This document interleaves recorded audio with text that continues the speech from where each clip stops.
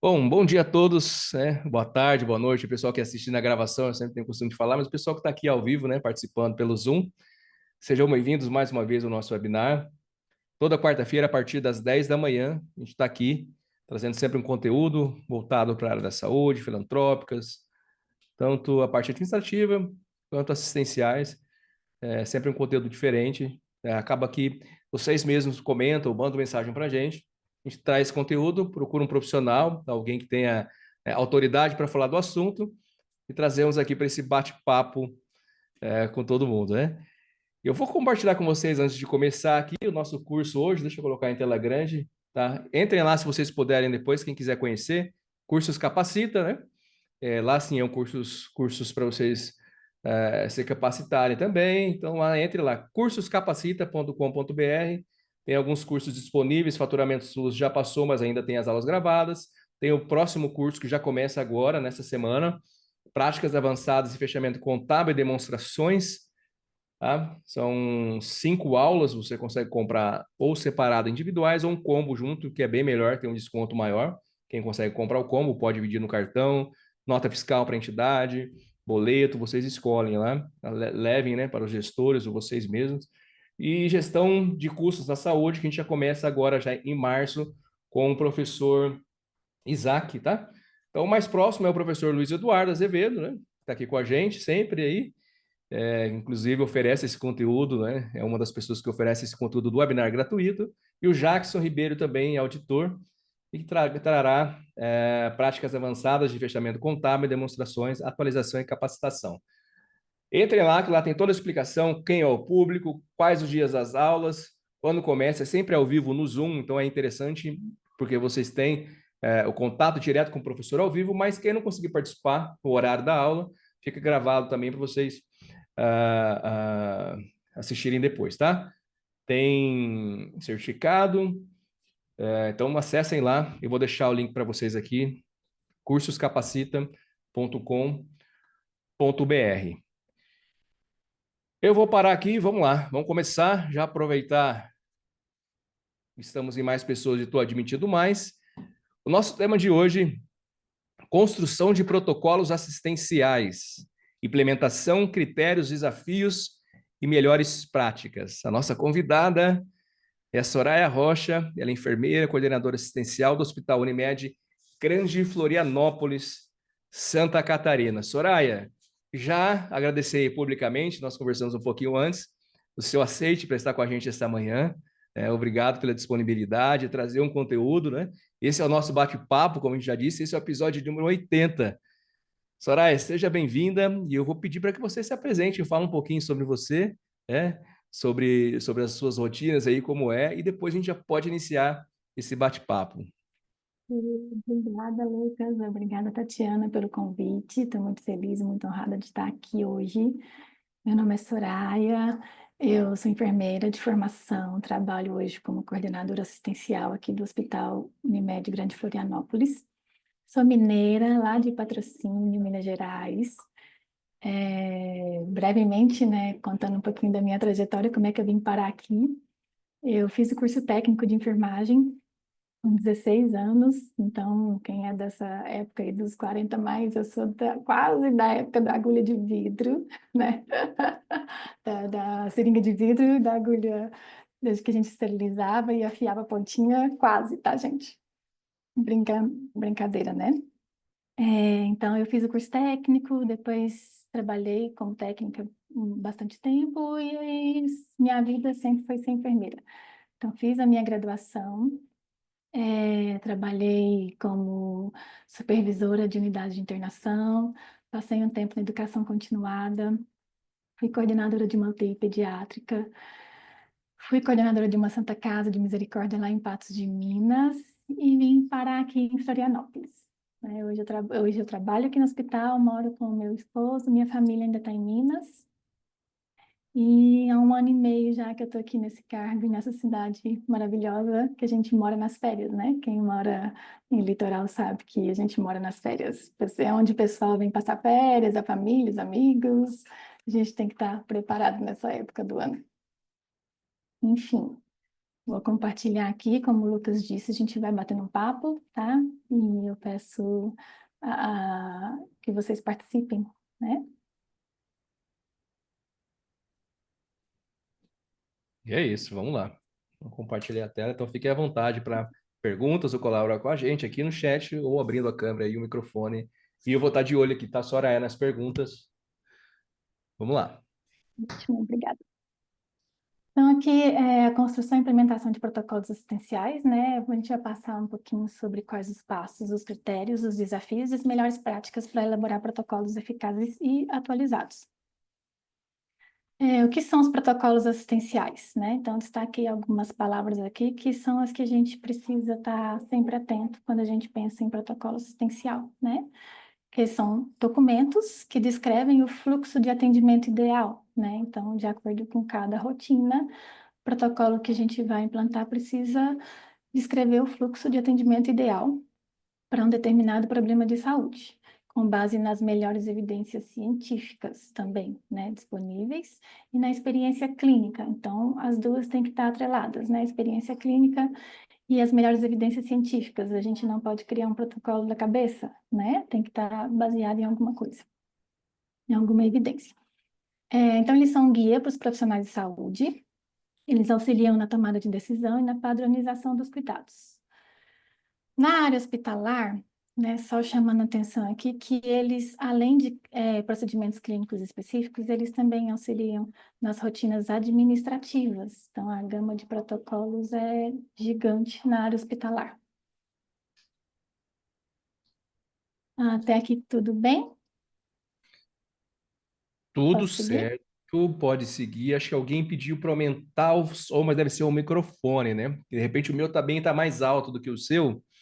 Pode E, ser. e aí fica diferente aí o som.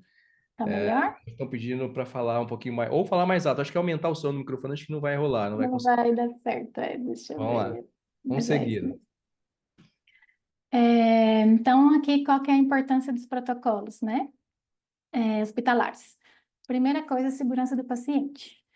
Se esse protocolo não está avisando a segurança do paciente, então a finalidade dele já vai cair por terra, né? Primeira coisa é visando a segurança, e é para isso que a gente está trabalhando dentro do hospital, né? Para garantir que os pacientes recebam um tratamento seguro, reduzindo o risco de erros e complicações. A qualidade no atendimento, né? Então, a gente padronizando os procedimentos também, assegurando que os pacientes recebam o mesmo nível de cuidado, a gente vai garantir uma qualidade maior no atendimento. A eficiência, né? Então, os protocolos, eles otimizam o fluxo de trabalho, evitando o retrabalho e agilizando o atendimento também. Na redução de custos, eles evitam desperdícios, né? Desperdício de materiais, medicamentos, de pessoas, né? Todo tipo de recurso que a gente utiliza. E também ele auxilia na diminuição do tempo de internação dos pacientes.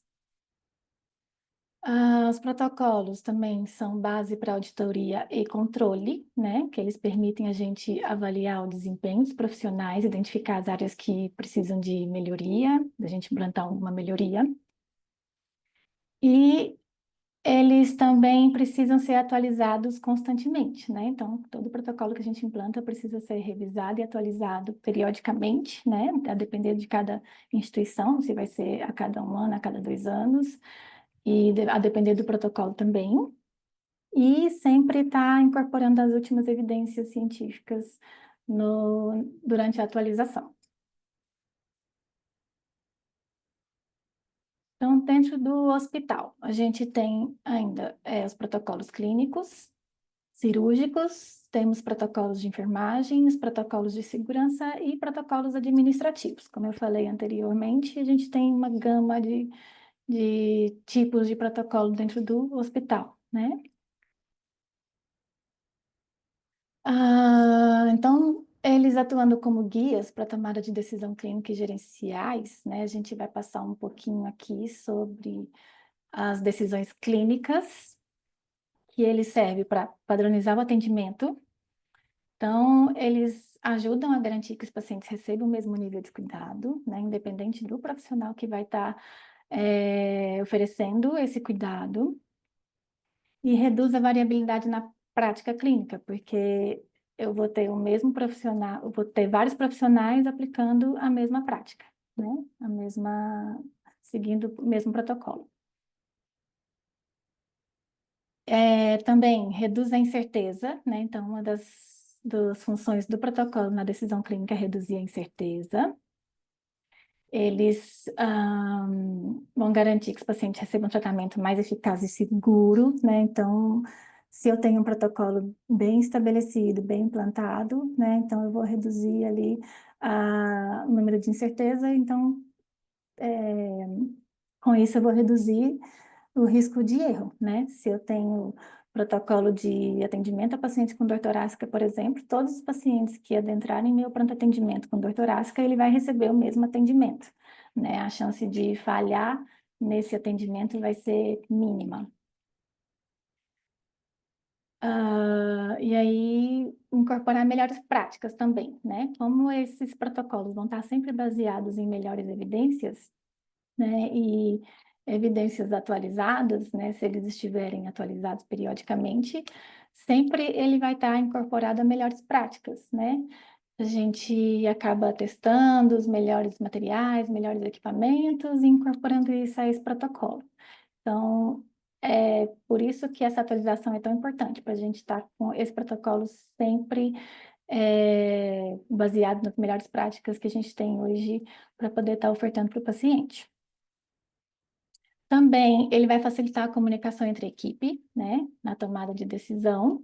Então, vai ser claro para a equipe, independente de qual pessoa esteja atuando, né, durante aquele atendimento, a informação vai ser clara, né, seja o fisioterapeuta, seja o farmacêutico clínico, seja o enfermeiro, seja o médico, eles sabem exatamente o que tem que ser feito, né?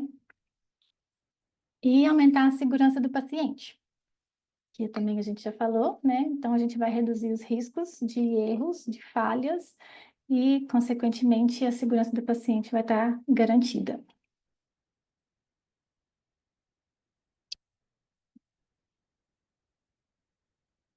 Uma magrinha. Tudo bem até aqui, gente?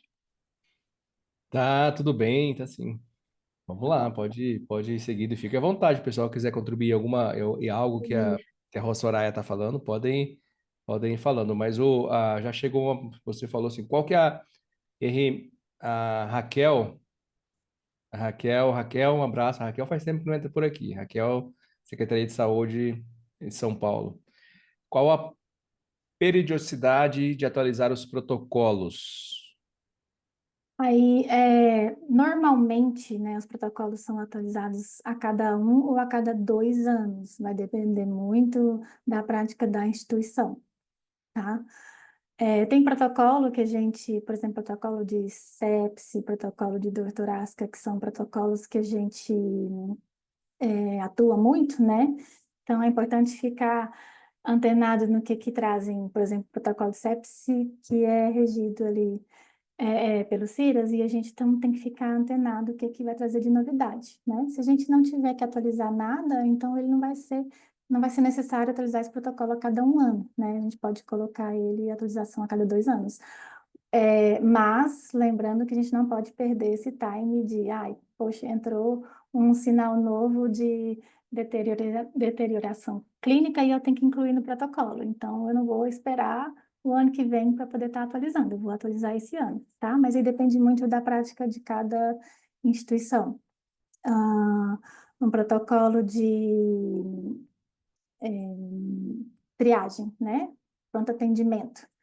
É um protocolo que a gente vai criar também e eu não vou ficar atualizando ele a cada ano, né? Sei que na minha instituição eu não atenda lá um PA com porta aberta para ortopedia clínica, mas eu não atendo gestantes. Então, vai ser sempre aquele mesmo atendimento, né? Dando exemplo, tá, gente? Mas se de repente eu tenho um pronto atendimento, mesmo sendo esses casos, mas é um pronto atendimento ortopédico que varia muito, né, o nível de atendimento. Eu atendia só membros inferiores e agora eu estou atendendo membros superiores, né? Eu tenho muita questão de sazonalidade, início do ano eu atendo uma coisa, final do ano atendo outra, então a gente tem que ficar antenado nesse protocolo e atualizar ele mais periodicamente. Então, o ideal seria atualizar ele a cada ano. Mas se é um processo que a gente não mexe muito, não atualiza muito, então pode ficar com 2 anos aí que não vai ter problema. Respondi a pergunta? Ainda ficou dúvida? Vamos lá, depois a Raquel vai lá. Perfeito. Tá bom. Qualquer coisa chama aí, Raquel. Ahn, e aí, eu tenho que trazer também que os protocolos, eles, é, é, além de facilitar a comunicação e a segurança, né, eles promovem a uniformidade no sentido de que, até eu já comentei um pouco, né, que as pessoas vão fazer a mesma coisa, né? Então, se eu tenho um protocolo instituído para atendimento a protocolo de dor, por exemplo, né? E as pessoas estão bem treinadas, a equipe está bem orientada, né? Todos os pacientes que entrarem para o hospital e tiverem com dor, com uma queixa de dor e forem avaliados, né, em relação à dor, a mesma conduta vai ser aplicada, né? Se a dor é nível 1, se é nível 2, se é nível 3, os pacientes vão receber mesmo tipo de tratamento, mesma conduta. Claro, a depender se esse paciente é alérgico a alguma medicação, né? Algum procedimento ou não. Então, todos os pacientes vão ser tratados uniformemente, tá? Falei de alguns exemplos, né? Se vocês quiserem contribuir também para alguns protocolos que vocês têm implantado, né? Então, já comentei o protocolo de sepse, protocolo de dor, protocolo de dor torácica. A gente tem também várias instituições, protocolo de AVC, a triagem do enfermeiro também, a classificação de risco é um protocolo, né? Que mais? Vão mandando aí O os Soraya, exemplos. quem que deve estar envolvido na elaboração dos protocolos dentro de uma instituição de saúde? Boa. Além das áreas que vão executar, né? Então, por exemplo, um protocolo de sepse, que a gente comentou, que acho que é o mais comum para todos. Além das áreas que vão executar, como enfermagem, infectologia, com os CIRAS e os médicos, né? De PA, UTI, internação, eu vou envolver todas as áreas que são afins, né? São os fornecedores internos que a gente chama. Então, por exemplo, nesse protocolo, eu vou envolver o farmacêutico, eu vou envolver laboratório, né? Que é um parceiro que vai estar me fornecendo os exames. Vou envolver também o setor de imagem, protocolo de dor torácica também, né? Esses dois setores vão estar envolvidos. A farmácia vai estar envolvida, porque a depender da medicação que eu vou estar implantando no protocolo, eles têm que entender o porquê que eles têm que me fornecer aquela medicação naquele momento, né? E eu não posso ultrapassar aquele tempo de atendimento. Então, quando a gente vai criar o protocolo, eu tenho que pensar em todas as áreas que eu vou envolver em algum momento do protocolo, né? Se da dor torácica, por exemplo, em algum momento esse paciente vai para o centro cirúrgico. Então, o pessoal do centro cirúrgico tem que estar envolvido, o pessoal da hemodinâmica tem que estar envolvido, né? O pessoal da internação vai ter que estar envolvido, porque esse paciente vai sair da hemodinâmica, ou vai sair do centro cirúrgico e vai para a internação, ou vai para a UTI, depende de cada instituição, né? Normalmente, um protocolo de dor torácica limpo, algumas instituições encaminham esse paciente para internação. Outras gostam de fazer o pós-procedimento sempre nas UTIs. Então, é só eu desenhar mesmo no papel, né? Quais as áreas que eu tenho contato durante o atendimento desse paciente. E aí, é todo mundo que eu vou colocar no pacote e vou chamar para estar criando esse protocolo. E para estar treinando também, né? Do início ao fim, que é o que eu falei. Aí, eles vão ter que estar envolvidos no processo, até para a gente ter sucesso, né? Não adianta nada eu falar para o pessoal lá da farmácia que eu preciso dessa medicação em meio minuto, se eu não explicar para ele o motivo. A hora que o enfermeiro ou o técnico bater lá na janela da farmácia, eles vão falar que não vou entregar a medicação, né? Não adianta eu falar para o laboratório que eu preciso de um resultado de uma troponina em 30 minutos, 40 minutos, se ele não souber por quê, né? Ele vai colocar aquele pedido de exame na fila igual os outros. Então, por isso que é de extrema importância envolver todos os atores, tá? E outra pergunta, eu fui anotando conforme você foi falando. Mas, pessoal, eu estou falando aqui, mas fica que vocês perguntem também, hein? Para a gente não ficar uma coisa só, um monólogo. Então tem que todo mundo participar. Essa é a parte interessante. Mas e os desafios? Porque eu imagino que deve ser um desafio, né? Quais os principais desafios enfrentados na implementação desses protocolos essenciais? E já juntando outra pergunta, como que eu acredito que um desses desafios seja a resistência, superar a resistência de profissionais, né? Na adoção desses novos protocolos. Então, quais são os desafios? E se um desses desafios for essa resistência, como que é? O que que tem que fazer para isso acontecer? Ok. Desafios eu vou falar um pouquinho na frente ali, né? Ah, você Mas vai falar? Tudo bem, vou não, então pode falar, mas segurar. eu vou dar um Tá. gostinho ali, porque essa resistência é um dos pontos fortes, né, do sucesso ou do insucesso na implantação dos protocolos, né? E aí até depois o pessoal tiver algum caso para contar, vai contando até eu chegar lá, que eu acho que vai ser interessante essa discussão, porque realmente é um dos pontos fortes ali da implantação e a adesão da equipe vai ser o sucesso ou vai ser o insucesso do protocolo, tá? Mas a Tá gente vai bom. falar daqui a pouquinho.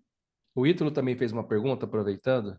Ele está falando assim: eu sei que é muito técnico, e muito específico, mas ele está falando assim: se você tem como dar algum exemplo na prática. De implantação? Acho que não sei se é porque eu acabei falando junto, né, Ítalo? De repente ele escreveu no horário que eu estava falando, na hora que eu estava falando aqui, da implantação, de um protocolo em si qualquer, de um protocolo, é isso, né? Talvez o Ítalo não possa abrir o microfone para falar. Se pudesse, acho que ficaria mais. Mas não tem problema se não conseguir. Hum. Se for Ah, ele igual está sem eu, áudio, tá. Tá bom. talvez igual eu dei o exemplo do protocolo de sepse, não sei se não ficou claro para ele, só para ele falar sim ou não, se ele quer saber de algum protocolo específico, então.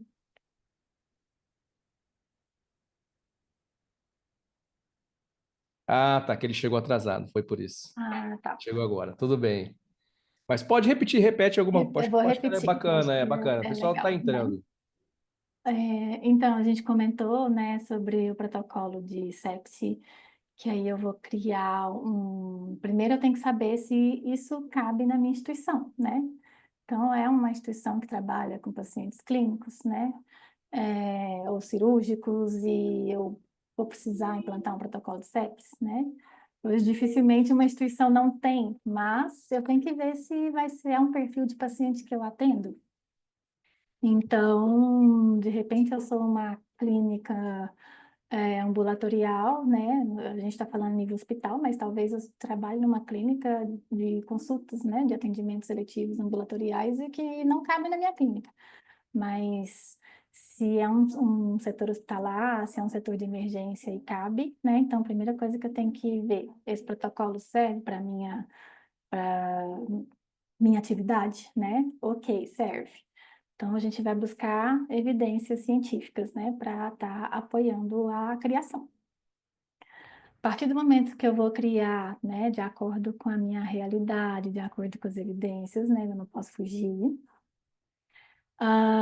E isso chamando, e nessa criação tem que estar todos os envolvidos no processo, né? Então, dando o exemplo ali da dor torácica, o laboratório tem que estar envolvido, porque é ele que vai me entregar os resultados de exames, imagem tem que estar envolvida, a UTI tem que estar envolvida, né? Porque esse paciente talvez vá para UTI, internação tem que estar envolvida, porque talvez esse paciente não vai para UTI, vai para internação. Hemodinâmica, aí depende da situação, hemodinâmica e centro cirúrgico, né? Depende da realidade de cada hospital. Pronto atendimento é o primeiro, né? Vai startar o protocolo. Então, todos esses atores envolvidos. Pessoal da qualidade, né, que vai garantir ali os resultados de tempos. Não sei como é que funciona também nas outras instituições, mas aqui no nosso caso é a qualidade que acompanha os tempos, né, medindo os nossos tempos. Então, pensei em todas as pontas, todos os contatos que eu vou ter. Vou chamar, a gente vai criar esse protocolo, né? Desde a hora que o paciente entra até a hora que o paciente sai da instituição. Então, o paciente chegou lá no PA, eu tenho uma senha para dor torácica, né? Então, ele vai startar a senha da dor torácica, vai ser atendido como paciente de dor torácica. E aí, eu vou começar a colocar o protocolo em prática. É, Aí criou o protocolo, a gente vai treinar a equipe, né? Treinar todas as pessoas que estão envolvidas durante o processo, e vou documentar esse protocolo, né? Tem que ser documentado, as pessoas têm que assinar esse protocolo, né? Quem A gente pode criou, alinhar agora. depois quem Da revisou, torre, né? da... E Ah, pode continuar. Acho que eu tinha alguém com o microfone aberto. Acho que é o Thiago, de repente foi sem querer. Mas, sim, Thiago, se você quiser falar alguma coisa, depois pode, fica à vontade, tá? Para abrir novamente. Pode continuar, Soraya. ok. E então eu vou analisar se esse protocolo vai ser atualizado a cada ano, a cada 2 anos, né? Se normalmente eu falo sempre 1 ano ou 2, porque normalmente é o que se pratica, tá, gente? Né? Pode ser que tenha alguma situação específica que tenha que ser atualizado com tempo menor ou que possa ser atualizado com tempo maior. É muito difícil, tá? Não tá me vindo na cabeça nenhuma situação dessas agora para dar de exemplo. É isso, mas a gente vai falar um pouquinho mais sobre a implantação também mais na frente, com mais detalhes. Não sei se ficou claro assim para o Ítalo, mas qualquer coisa ele pergunta ali de novo. Então, as decisões clínicas e decisões gerenciais, né? Então, os protocolos, além das decisões clínicas, eles vão ajudar também, vão guiar, nortear decisões gerenciais, né? E como? Eles vão ajudar na otimização de recursos, né? Eu padronizo os processos, eu reduzo o desperdício de recursos, né? Por exemplo, no protocolo de dor que eu comentei há pouco, então eu não vou estar fazendo medicação desnecessária, né? Eu vou ser mais assertivo. De acordo com o nível de dor do paciente, eu vou dar a medicação que ele precisa, né? Vou evitar o desperdício de materiais e vou evitar o desperdício de tempo também, porque o tempo é dinheiro, né? Monitorar o desempenho, né? Então, gerencialmente, os protocolos, eles nos fornecem indicadores, né? Para a gente monitorar o desempenho dos profissionais, como eu citei da dor torácica, então eu preciso de mensurar esses tempos, né? O tempo que o paciente está sendo atendido, se eu tenho que ter uma meta, né? O paciente tem que ser atendido em X tempo, eu tenho que estar na mesa de hemodinâmica em X tempo. Então, eu vou mensurar esses tempos e ver se eu estou sendo eficiente, né? Se a equipe está cumprindo com as metas ali, com os tempos do protocolo. E vou identificar se precisa de alguma melhoria, se eu preciso adaptar alguma melhoria em relação ao processo, ou se eu preciso capacitar as pessoas. Avaliar a qualidade do atendimento, né? Então, gerencialmente também ele vai servir, vai me embasar as auditorias e avaliações de qualidade. Gerenciar riscos, né? Também, gerencialmente, né? Eu vou estar atenta aos riscos, como no caso da infecção hospitalar, né? Então, eu vou estar pronta para implementar medidas corretivas se algo sair da linha, tá? E planejar e implementar novas práticas. Então, eu também utilizo os protocolos, né, para poder planejar e implementar novas práticas e tecnologias, né? Se eu estou sempre atenta, né, às novas práticas, às novas tecnologias, então eu vou usar esse protocolo que já está criado, já está implantado, para poder eu planejar e implementar essa nova prática, né? É um monitor novo que chegou no mercado, que ele faz uma função na dor torácica que os outros não fazem, né? Então, o meu monitor não serve, então eu vou planejar eu adequar o meu monitor, fazer uma compra nova, né? Talvez não nesse ano, mas no ano que vem, e aí implementar esse monitor novo no processo de dor torácica, ali no protocolo de dor torácica. Aqui só algumas normas técnicas e legislações que a gente também tem que ficar atento, né? Além das melhores evidências que eu tiver para poder me apoiar na criação dos protocolos, eu também não posso esquecer que a gente tem leis, né, que regem as nossas classes, né? Então, os RDCs, as leis do SUS, né? A gente não pode esquecer. Anvisa, OMS, para a gente fazer as coisas de acordo com o que está estabelecido, com o que rege as nossas leis, tá? Os conselhos, né? Aqui eu não vou ler, depois o material vai ficar disponível para vocês, tá? Mas sempre que pensar em implantar algum protocolo, dá uma olhadinha, né? Se tem alguma RDC, se tem alguma lei, se tem algum código, alguma legislação específica, né? Ou alguma coisa do Corém, do CRM, do Conselho de Farmácia, enfim, né? Para estar apoiando, para a gente não fazer nada contra a regra. Então, aqui o passo a passo para uma construção, né, do protocolo, para ele ser eficaz, tá? Primeiro eu vou definir o escopo, né, do que é que eu vou falar. Então, qual o tema que eu quero falar, qual o tema que está ruim, é um hospital novo, eu tenho que começar do zero, né?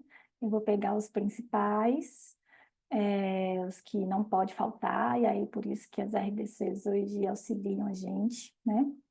Esse eu preciso ter, é uma obrigação, é uma norma da Anvisa, é uma norma da legislação, preciso ter esses protocolos, né? Então, são os primeiros que eu vou implantar e depois, de acordo com o desenvolvimento da instituição nova, né? Daqui a um ano eu vou ver o que que eu vou estar precisando implantar, o que que está gritando para mim, né? Eu trabalho com maternidade e eu vejo que eu estou tendo muita atonia uterina pós-parto, né? Então, epa, é um alerta, né? Sempre que levantar esse alerta é hora. Eu tenho um protocolo para isso? Eu tenho um fluxo estabelecido? Não, não tenho. Então, eu vou trabalhar nesse problema, tá? Então, primeira coisa, definição de escopo. Não, não é uma instituição nova, eu já tenho meus protocolos implantados e eu vou só acompanhar. Mas, enfim, um dia surge uma situação nova e eu vou precisar trabalhar com perfil X de paciente, né? Por exemplo, um hospital adulto que de repente vai trabalhar com pediatria. O que é que eu vou buscar, né? Primeiro, que eu tenho de obrigação. Segundo, pensar no quais são os meus problemas, né? É um perfil de pediatria que eu vou atender muita criança neurológica, né? Então, eu vou focar na neurologia pediátrica. É um perfil de paciente que eu vou atender paciente cardíaco, né? Então, eu vou focar na cardiologia pediátrica, tá? Então, sempre, primeira coisa, definir o escopo. E identificar a população-alvo, né? Que aí uma coisa está atrelada à outra, né? Então, é uma cirurgia cardíaca pediátrica, nós vamos começar a fazer. Então, é para crianças cardiopatas, né? Eu vou trabalhar com tal patologia, né? Não vou pegar todas as cirurgias cardíacas, de repente eu vou começar por uma específica. E com qual objetivo, né? Para fazer tudo certo, para evitar erro, para evitar falha, para todo mundo saber o que está fazendo, né? Isso é a primeira coisa, tá? Depois, revisão de literatura, né? Então, buscar evidências científicas que sejam as mais recentes, né? Não adianta nada eu trabalhar em cima de uma evidência criada em 2000, 2003, né? Sendo que eu tenho algumas evidências novas, eu tenho estudos, né? Novos, recentes, para poder estar trabalhando, senão eu vou trabalhar com um protocolo antiquado, que não vai me ajudar e eu vou estar sempre tendo que correr atrás. Avaliar a qualidade metodológica dos estudos encontrados, né? Então, é isso, é ver o período que foi criado, né? Se é confiável, né? De onde eu busquei. Ah, e aí vem a etapa 3. Então, eu já defini o escopo, né? Eu já fiz uma revisão de literatura, já sei em que eu vou me embasar, né? Todas as leis, todas as RDCs, todas as políticas estão também me orientando. Então, é hora de partir para a elaboração, né? Esse protocolo ele tem que ser claro, qualquer pessoa que participe ali da atividade entenda, né? Então, não adianta nada eu fazer um protocolo para um técnico de enfermagem, para um técnico de farmácia, e ele não entenda o teor do protocolo, né? É diferente de eu fazer um protocolo direcionado para a equipe médica, que só o médico vai estar usando, tá?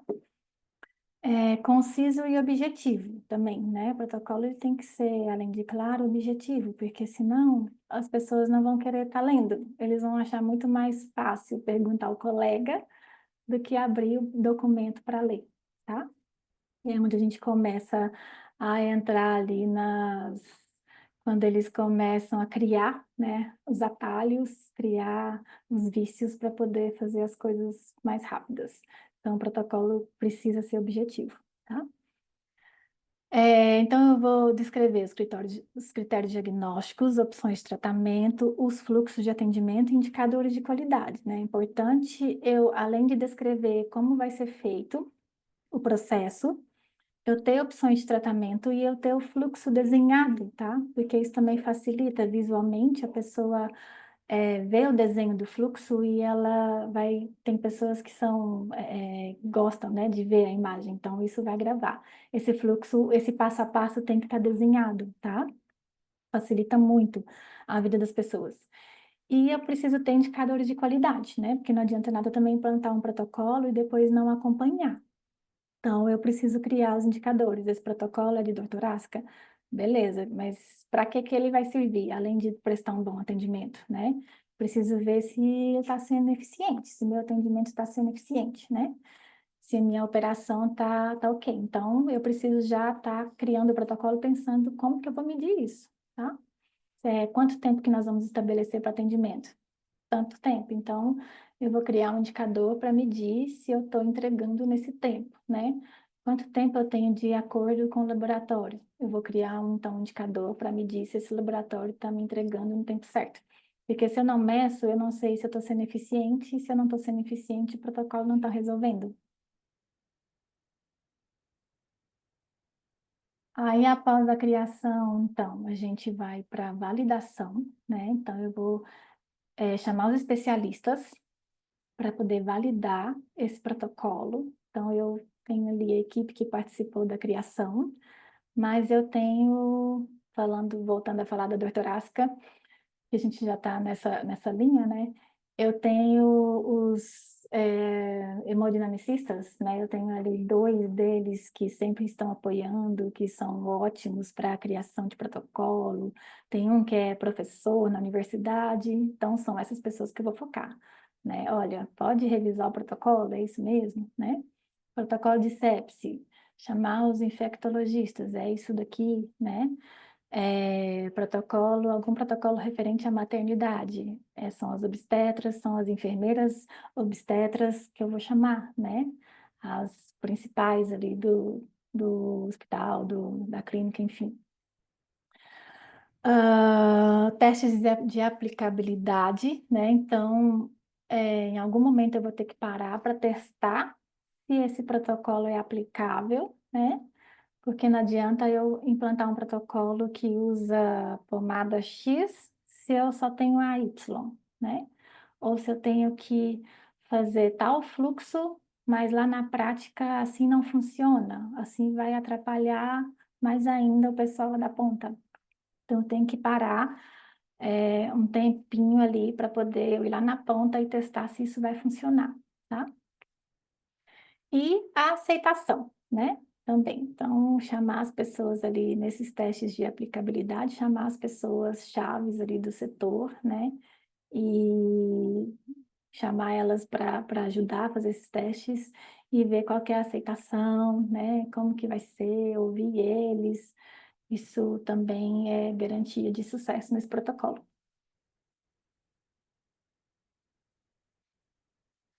E aí, tudo isso feito, eu vou implementar, né?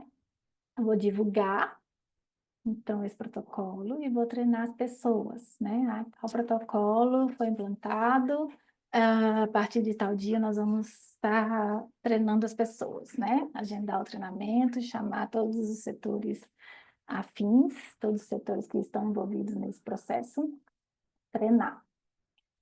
E monitorar a adesão e os resultados, né? Então, ver se a adesão está sendo ok, né? Se todo mundo está seguindo o que é para ser seguido, né? Porque senão também a gente não vai conseguir ter sucesso. Na hora de medir ali os resultados, vai ter sempre um pouquinho ali para atingir a meta, né? Então, por que que esses pacientes, protocolo de classificação de risco, lá no pronto atendimento? Então, o que está dando de errado? Por que que esses pacientes estão sendo classificados como baixo risco se eles são alto risco ou vice-versa, né? Tem um enfermeiro lá que chegou agora, é recém-admitido na empresa, ainda não aprendeu. Então, é nessa pessoa que a gente vai estar atuando. Não estou conseguindo resultado porque o monitor de sinais vitais não está adequado, está tendo falha, está tendo interferência. Não, então eu vou lá ver o que está acontecendo com o monitor, mudar o monitor, comprar um monitor novo, pedir para ajustar, né? A gente vai monitorando essa adesão, né? Entendendo o porquê da não adesão, se é pontual, se é da equipe toda, e medindo os resultados, tá? Concomitantemente. E aí, a gente vem para a atualização. Então, o protocolo está criado, está implantado, todo mundo treinado, já está rodando, né? E aí, periodicamente, a gente vai estar atualizando esse protocolo, se é anual, se é bianual, né? Ou se tem alguma melhoria para ser implantada, né? Para quem chegou atrasado, eu comentei antes que a revisão é feita a cada 2 anos, mas chegou uma tecnologia nova que eu preciso implantar aqui. Então, eu vou abrir esse protocolo que já está cadastrado, vou revisar ele, vou incorporar a nova tecnologia e vou colocar de novo para ser divulgado. Até aqui, tudo bem? Podemos mudar de... Acho que sim. Por Né? enquanto, tudo bem. E o pessoal Então, tá quiser, bom. fiquem à vontade. Vou reforçar para comentar de novo aqui. A gente ir trocando, né, as nossas experiências aí. Vamos lá. Se quiserem me contar alguma coisa, alguma situação, né? Vai ser importante a gente fazer essa troca. A equipe multi, tá, gente? Nunca esquecer, né, da equipe multi. Eles são muito importantes nesse processo de criação, de treinamento, né? Físio, fono, farmácia, nutri. Eles precisam estar juntos, né? Precisam ser envolvidos. Muitos protocolos vão depender deles, outros nem tanto, mas eles precisam estar envolvidos, né? Eles é que estão ali na área, então mesmo que eles não fazem parte do protocolo, mas eles estão ali na área atendendo os pacientes, eles que vão de repente alertar, né? É um protocolo de risco de suicídio, por exemplo. E a nutrição está atendendo esse paciente diariamente por algum problema de nutrição. Então, ela que vai alertar a equipe, né? Olha, esse paciente não está legal, quem sabe precisa abrir um protocolo de risco de suicídio para ele. Ah, e, é claro, né, os protocolos têm que estar adaptados à realidade de cada instituição, né? Não esquecer disso. Não pode ser protocolo, como diz lá na minha terra, né, para inglês ver. Oi, Raquel.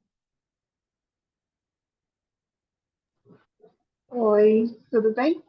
Tudo bem? A última Tudo bem? pergunta aqui. Tudo bem, Lucas? Hoje, esse 2025 eu tô difícil, hein? Eu tô vendo, você não tá entrando, eu olho, eu fico reparando aqui. O pessoal que entra, que não entra, aí sinto falta. Viu? É para você fazer essa menção do meu nome e eu aparecer. Você não entendeu o que eu quis Entendi. aparecer. Muito bom aí os temas. Soraya, eu estava aqui vendo a sua fala sobre a questão dos protocolos, de fazer os protocolos, e depois a gente está passando para os respectivos nomes, assim, né, para revisão desses documentos. Da realidade que eu venho, nós fazíamos assim e não foi a contento no final. Aí nós acabamos mudando. Hoje já trabalhei em algumas organizações sociais e a gente fazia o quê? A gente fazia as discussões, eu era gerente de qualidade, fazia as discussões com a equipe múltipla, quebrávamos a cabeça, e no final a gente passava para o IFEB, para o CARD, para os especialistas, né? E aí a gente não teve uma boa aceitação, porque eles queriam revisar tudo. Então a gente tinha um trabalho muito grande. Então, nós fizemos o quê da próxima vez? Já que vocês querem revisar tudo, e eu acho importante que é uma discussão válida, né?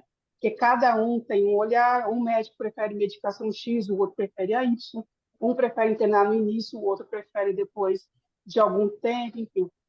Nós fizemos o quê? Então, a gente marcava um momento, um horário, na nossa agenda de todos eles, e as discussões eram feitas com todos, inclusive com os grandes, aspas, cabeças. Porque aí a discussão nós já fazíamos, já revisávamos, então, quando nós saímos da sala, só precisava redigir, colocar, melhorar o texto, se fosse o caso, e colocar para rodar. Então, nós Perfeito. tivemos um ganho de qualidade absurdo, assim, no sentido de otimizar o tempo, que nenhum médico deve estar sentado vendo papel, verdade seja dita, né? E aí as discussões eram bem interessantes, assim, pegar o palco comia às vezes, no sentido de que aí na hora que a gente percebia que tinha a parte técnica muito afunilada e que eles não concordavam com a opinião alheia, a gente deixava para eles discutirem na casinha deles e depois só passava para a gente que precisava ser alterado, mas otimizamos bastante o tempo de todos, no sentido de sair da sala depois de um dia de discussão com os protocolos prontos. Então, eu Perfeito. achei interessante compartilhar isso. Ótimo, né? Acho que tem instituições que cabe, né, essa discussão em grupo. Eu já trabalhei das duas formas, eu acho que é a melhor forma mesmo, é todo mundo sentado na mesa, igual você falou, e brigando e, né, discutindo, mas é uma discussão que vale a pena.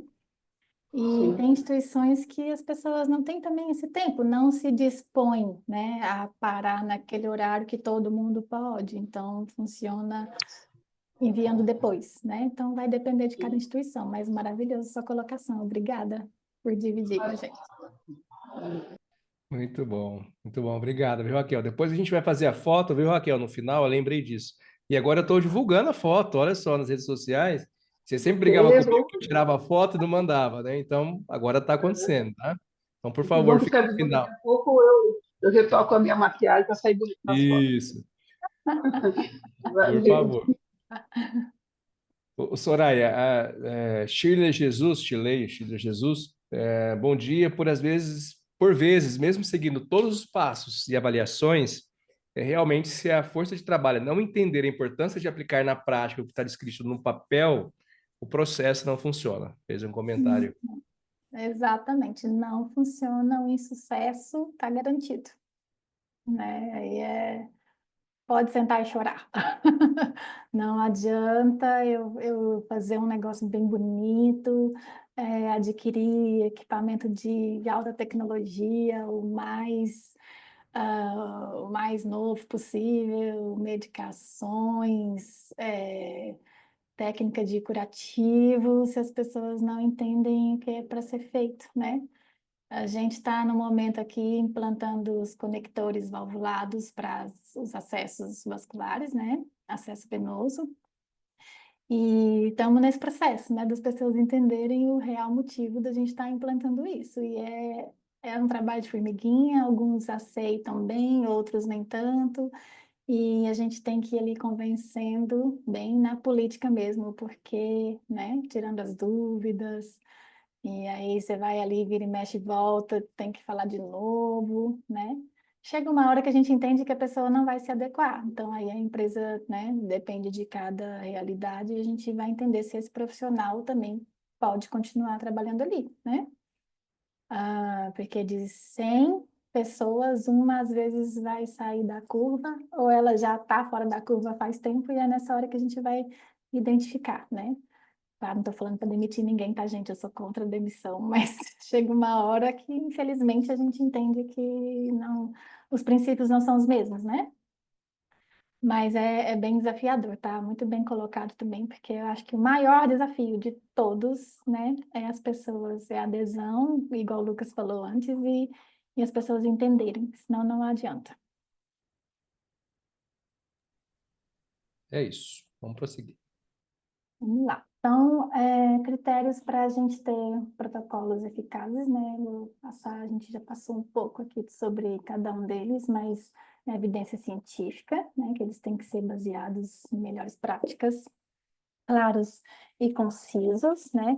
Tem que ser um protocolo aplicável, eles têm que ser fáceis de aplicar, né? Também. Não adianta eu brigar para o pessoal da ponta fazer um negócio sem ele ser aplicável, né? Se eu der mais trabalho, redobrar o trabalho deles também, né? Então não vai adiantar. Aí eu não vou ter adesão, eu espero. Tem que ser flexível, né? Então também não posso ter um protocolo 100% engessado, claro que ele tem que ser, para padronizar, para uniformizar o atendimento, mas também não adianta nada eu aplicar um protocolo que não vai servir para aquele paciente, né? Por exemplo, o protocolo de queda. Tem paciente, tem linha de cuidado, na verdade, que eu não preciso estar aplicando protocolo de queda, né?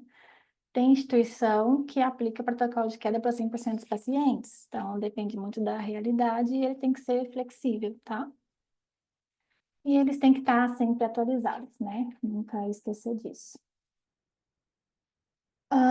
E aí os desafios, né? A gente vai comentar agora, né? Então, Lucas, é a resistência à mudança, né? É o principal. Então, tem profissionais que já são resistentes de natureza, né? Já tem um hábito de ser resistente à mudança. Tem para profissional que desconhece, que não conhece o porquê, né? Que é o que foi comentado ali, eles têm que entender o motivo, saber o porquê daquilo. Tem profissional que tem medo, né? Tem receio de perder a autonomia, tem desconfiança, né? Para que estão colocando isso, né? Então, a resistência é o maior objetivo, o mais difícil, e por isso que a gente tem que ser claro, né, com a equipe, o tempo todo, né? Estamos criando para isso, nossos resultados são esses, a gente está com resultado ruim, né? Os números estão ruins, então se a gente sempre for claro com a equipe, a gente vai ter uma melhor adesão, uma menor resistência dessas pessoas, tá? Falta de treinamento adequado, né? Então, treinamento ali, a gente vai estar capacitando essas pessoas, né? A forma de aplicar esse protocolo, os benefícios que a gente espera, né, da implantação desse protocolo. Dificuldades na comunicação, né? Então, como que eu estou disseminando essa informação, quais os canais que eu estou utilizando, né? Já passei por experiências, por exemplo, de empresas que encaminhavam as novidades, disseminavam as informações, né, por e-mail. Mas a equipe da assistência, às vezes, não tem tanto acesso ao e-mail como a equipe administrativa, né? Então, qual canal que a gente vai estar usando para a gente estar atingindo o maior número de pessoas possível, né? Aqui na minha instituição funciona eu indo lá pessoalmente, né? Presencialmente. Não, na minha instituição não funciona presencial. A adesão é maior quando eu faço uma reunião online. Então, vai depender muito, né, qual canal que eu vou estar utilizando, tá? Falta de apoio da liderança, né, que é muito importante. Então, a liderança, a gestão, né? Se não estiver apoiando a implantação do protocolo, também eu não vou ter como estar indo à frente com isso, tá? Eles precisam estar demonstrando compromisso, né? Tá comprando a ideia para a gente se sentir amparado e os profissionais também pensar, poxa, eu tenho que seguir, né? A complexidade, né, dos protocolos, então, protocolos muito longos, muito complexos, difíceis de entender, também eles vão dificultar a adesão.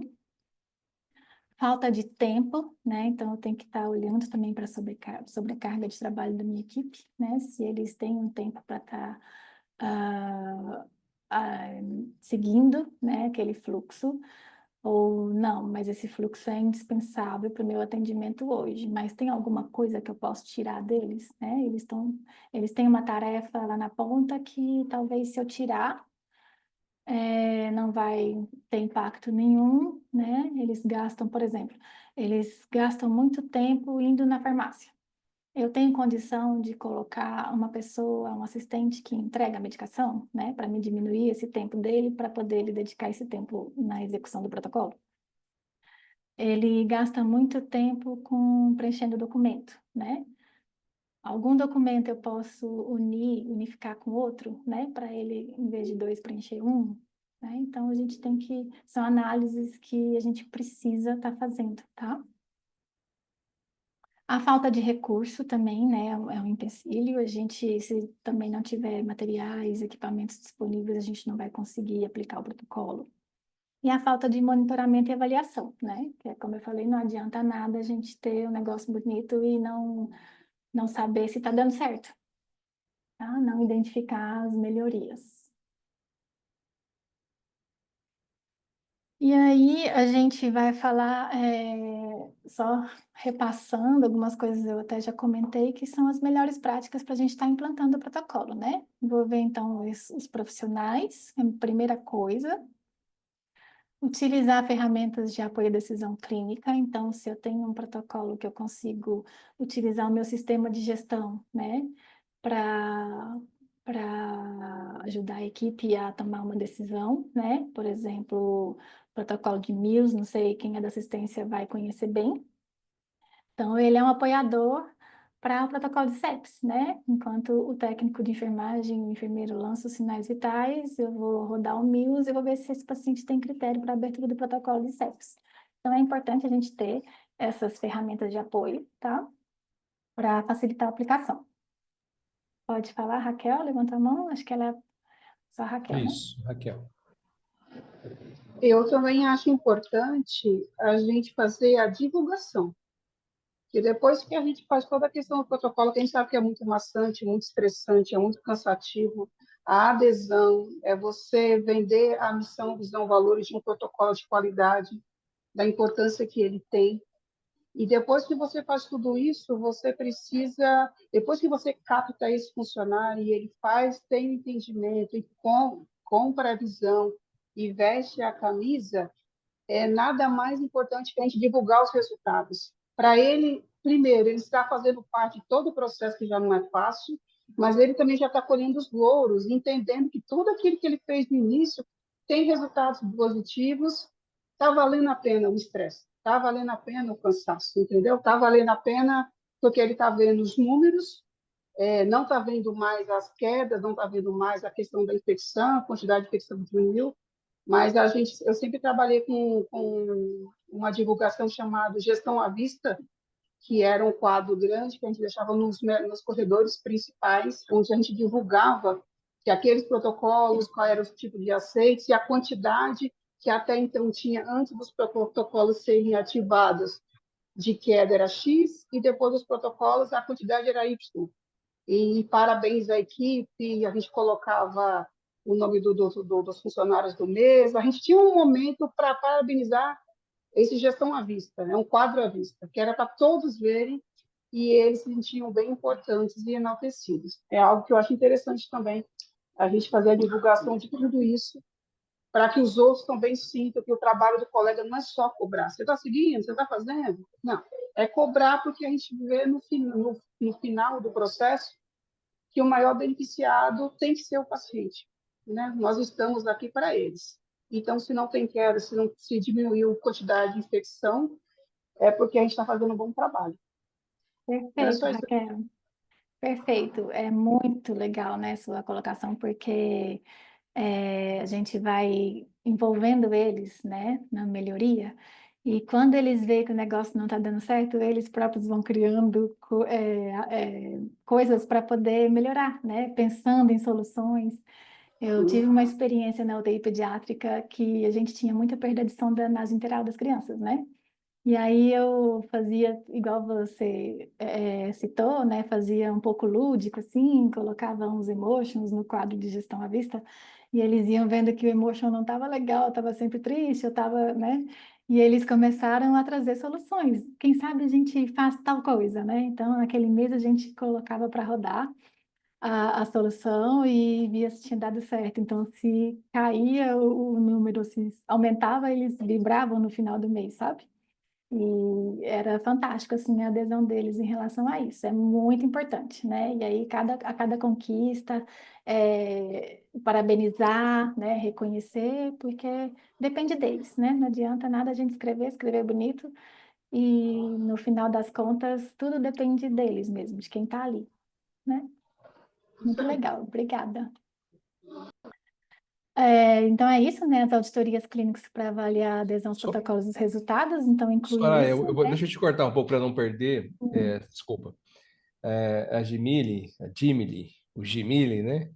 Jimile lá do Ceará, ela até fez um comentário, eu acabei não falando aqui, mas é uma amiga nossa, está sempre junto com a gente, né?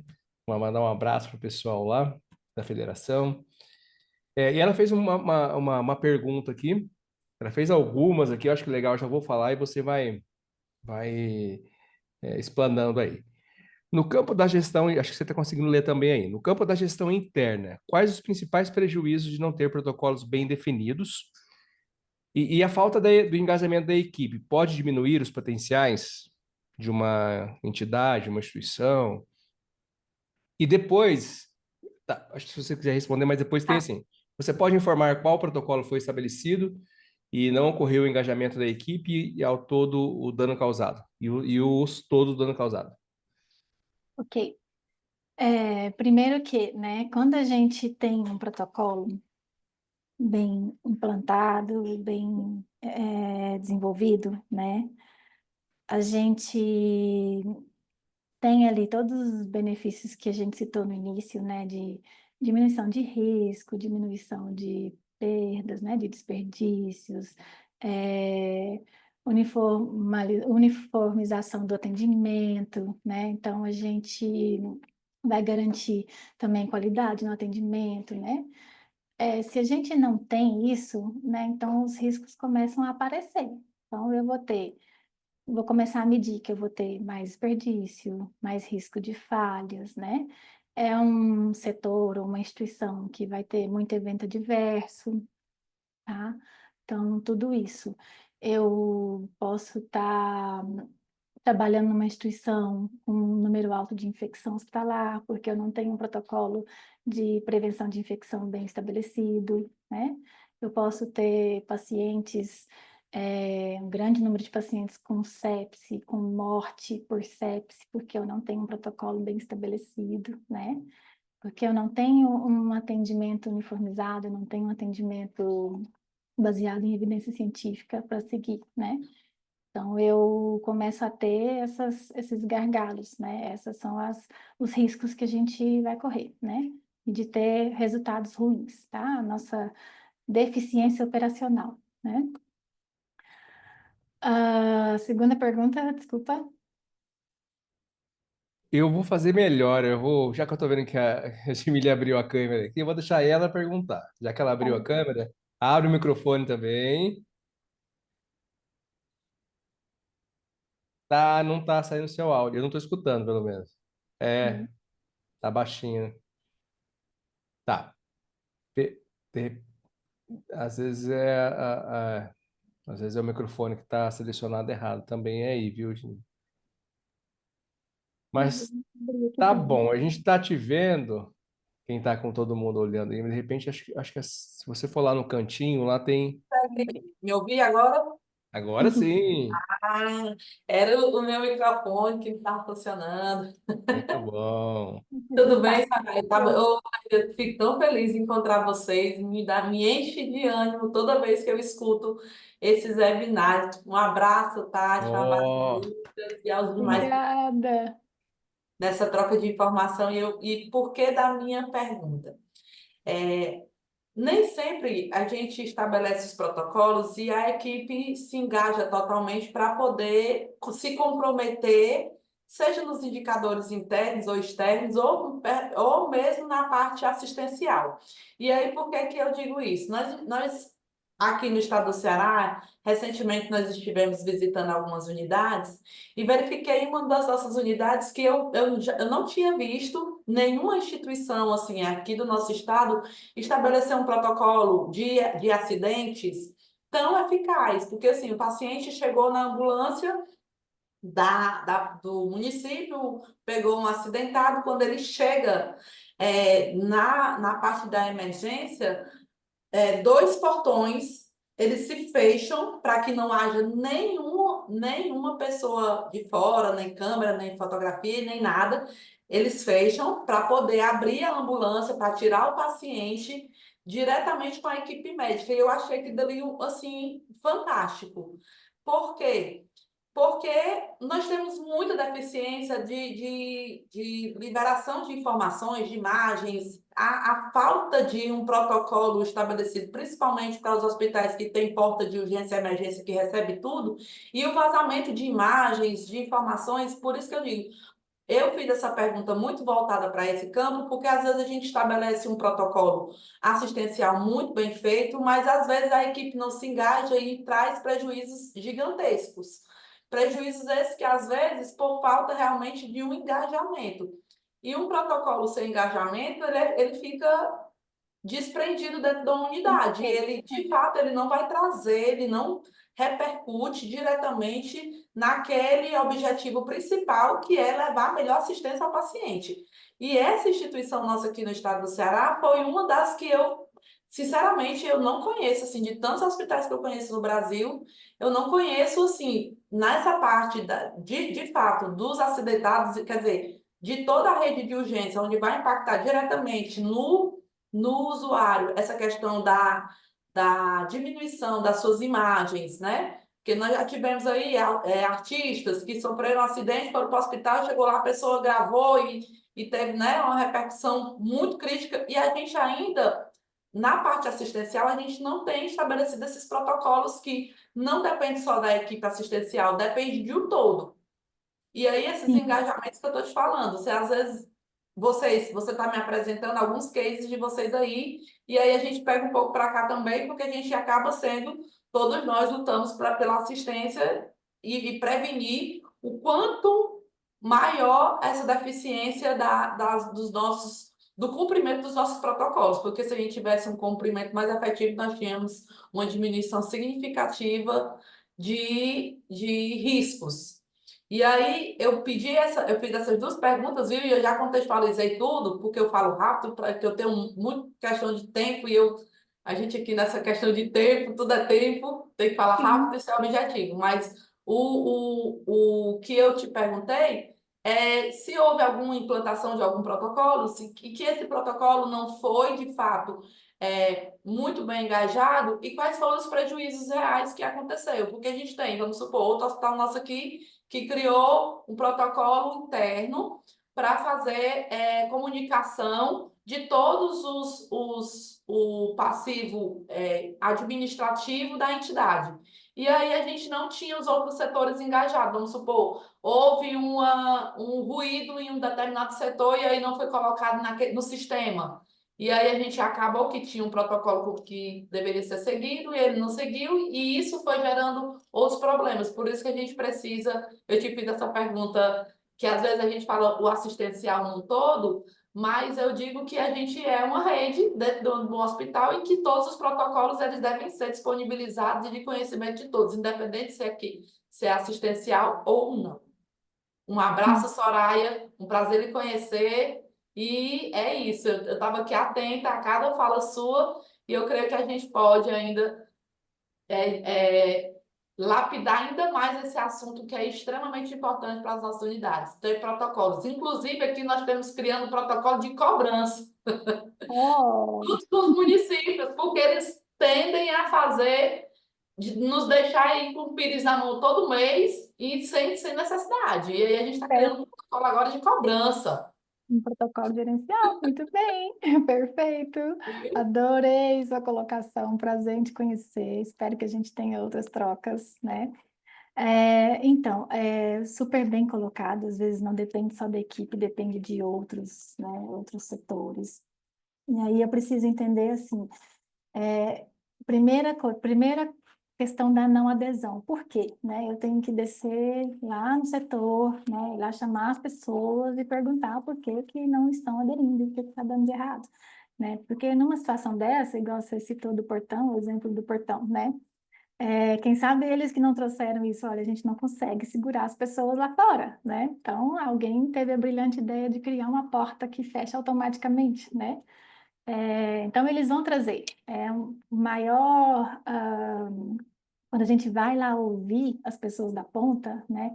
O maior aprendizado que a gente pode ter é com eles, que eles que estão fazendo, né? Então, já tive vários insucessos nos protocolos, que é isso, né? A gente tem que ir lá e entender. Então, quando a gente foi implantar os dispositivos de segurança para a punção periférica, né? Acho que muita gente aqui já passou por isso. Então, qual que era o problema? O pessoal não queria usar, né? Que quando foi naquela transição, eu sou velha, viu, gente? Então, eu sei, eu lembro de muita coisa. Aquela transição, né, que tinha que usar o dispositivo de segurança e aí a gente ainda tinha o dispositivo sem segurança, né? O pessoal não queria usar o dispositivo de segurança. Então, por quê, né? E a gente ia acabar o dispositivo sem segurança e a gente, como é que nós íamos fazer? Então, vamos lá na ponta entender o porquê. E aí, como era bem no início, eles trouxeram várias questões sobre o dispositivo que não estava legal, que eles não iam conseguir usar, né? Principalmente para criança, para idoso, com a rede frágil, a rede capilar frágil, então, rede venosa frágil. Então, a gente foi buscar no mercado um dispositivo que fosse melhor, né? E aí, quando trocou, eles testaram, então, foi sucesso. Então é isso, acho que é a primeira coisa, né? Tá vendo que o negócio está saindo da linha, não está conforme esperado, é ir lá e entender o porquê, né? Então eles vão trazer muita coisa de, mas é a farmácia que não está atendendo, é o laboratório que não está entendendo, é a recepção, né? Questão da dor torácica, a gente sempre tem problemas, porque a recepção é um setor que roda muito, né? A gente tem muito absenteísmo ali, muito turnover. Então, vira e mexe, a gente tem que treinar a recepção de novo, porque chegou um paciente com dor torácica, aí acionou a enfermagem não foi atender, aí a enfermagem não foi atender, porque eles chamam à toa, né? E vira aquela coisa. Então, é ir lá e saber, mas por quê, né? Aconteceu esse caso aqui. E ter o caso em mãos é muito importante, porque aí você leva, né? Olha, aconteceu isso no dia tal, no horário tal, né? O que que aconteceu? Primeira coisa é ouvir. É a primeira regra de todas, né? O que que aconteceu? Aconteceu isso. E aí você vai entendendo, né? Porque na maioria das vezes não é porque a pessoa não quis fazer. Na maioria das vezes a pessoa não é porque a pessoa não quis cumprir, né? É porque alguma coisa deu errado. E aí a gente está falando de processos e não de pessoas, né? Quando é a pessoa, né? Que aí você vê claramente que a pessoa fala para você, não, eu não quero fazer assim, né? Eu me recuso a fazer assim, então o problema vai ser a pessoa. Mas é bem raro os casos disso acontecer.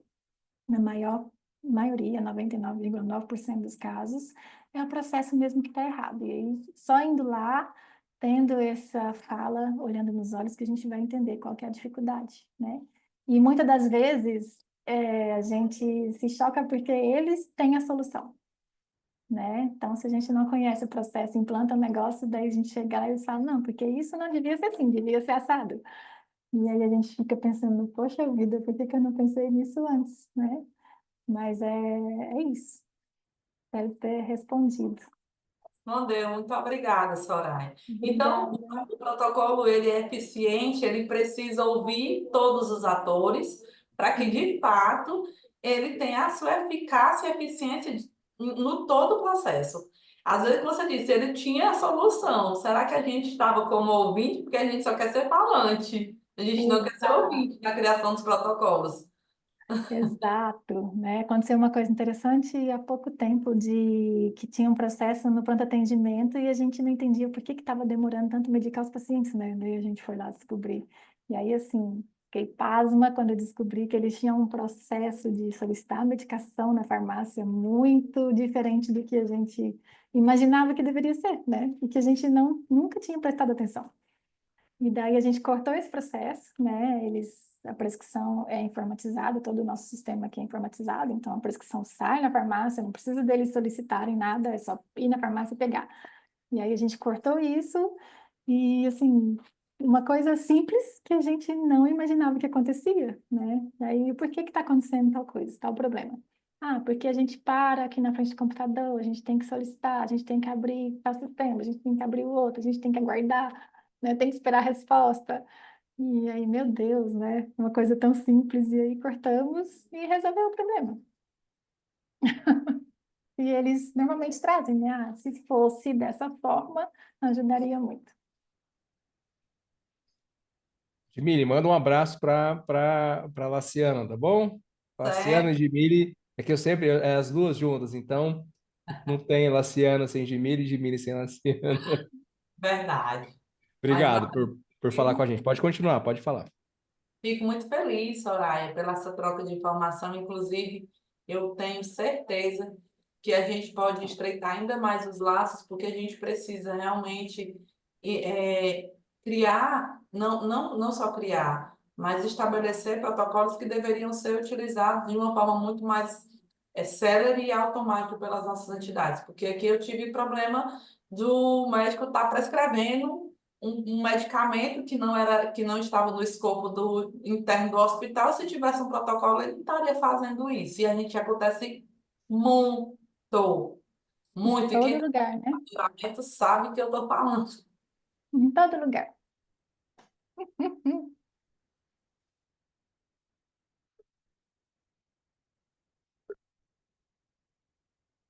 Então, a gente aí promover a cultura de segurança, né? Melhoria contínua da qualidade.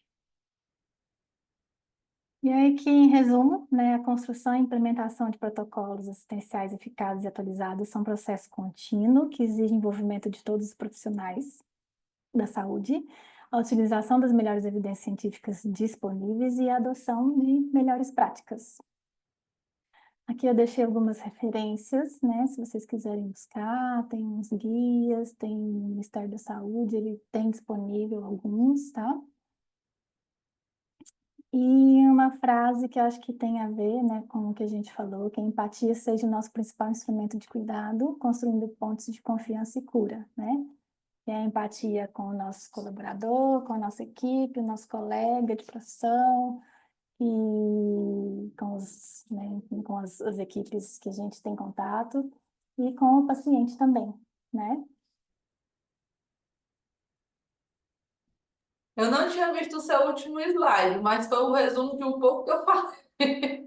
Seu último slide, mas muito legal.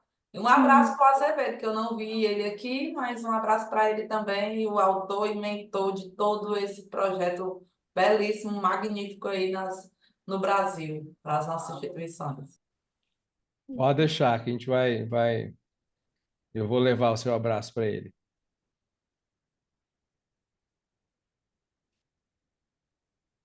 bom. Soraya, Temos perguntas? mais alguém tem aqui? Vamos lá. O pessoal lá ama de Presidente Prudente, né? Até falou que excelentes colocações, né? Uma das piores coisas é envolver as partes interessadas na construção do protocolo. Ela descrever seu papel no processo, na hora da avaliação do resultado, a própria parte sinalizar outro fluxo que não foi levantado anteriormente. E daí é preciso iniciar tudo de novo, né? Trabalhar com protocolos é um desafio diário. Tá, excelente. É um comentário aí. Muito obrigado. Mais alguém? Acho que é interessante a gente falar, quem puder abrir aqui, a gente faz logo, a gente faz 1h30, né, que a gente já está por aqui conversando, batendo esse papo aqui, trazendo, né, esse tema, mas fique à vontade, quem tiver dúvidas ainda, perguntar, abrir o microfone assim, como a Gemile fez, assim como a Raquel fez, fique à vontade para conversar junto com a gente e, e falar por aqui. Soraya, você tem algo mais para mostrar para a gente? Não, Né? É acabou por isso? aqui, é isso. Tá. Qual a sua sugestão de como conseguir trazer a equipe médica nessa construção de forma efetiva. Shirley. Ótimo. Shirley, ele tem que ser envolvido desde o início, né? Então, se eu tenho uma área específica, eu vou chamar o coordenador dessa área, né? E alguns sempre tem aqueles que são influentes na equipe, né? Então, chamar e, olha, eu preciso de você, né? A gente vai criar um protocolo sobre isso e eu preciso de você, porque você é ótimo, você é excelente, né? Mais ou menos assim que funciona, tá? E é isso. Mais uma pergunta.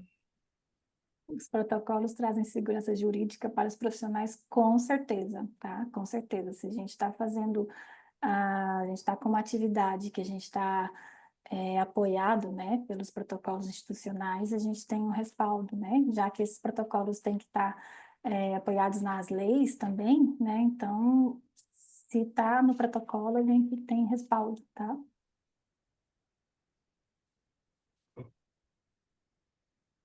É isso. Mais alguém? É legal a gente aproveitar, né? Como a Soraya está aqui hoje, está nesse tempo, todos nós que te disponibilizamos o tempo de estarem juntos. Quem quiser perguntar, quem não tiver com dúvida, ok.